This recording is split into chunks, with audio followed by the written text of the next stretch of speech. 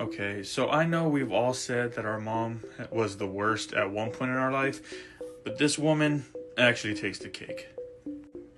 In 1881, she would immigrate to the US from Norway under the name Belle Gunness in an attempt to achieve wealth.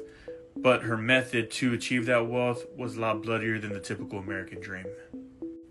In 1884, she would marry her first husband and they would open a store together. But not long after, both the store and their house would catch fire and burn down, leaving them to collect the insurance check. And unfortunately, not long after, the husband would pass away due to heart failure.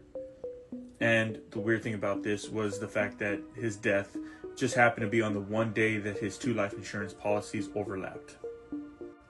Now, on its face, that just sounds like an unfortunate series of events to happen to this woman, but considering the fact that she had also had two children that everyone believed that she poisoned for the insurance money, it makes it seem a lot darker now.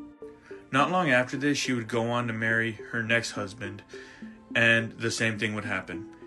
He would mysteriously pass away, as well as his infant daughter, as well as Belle's adoptive daughter.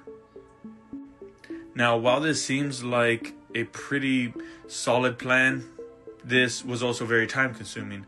So she decided to try and streamline this by looking for men in lovelorn columns.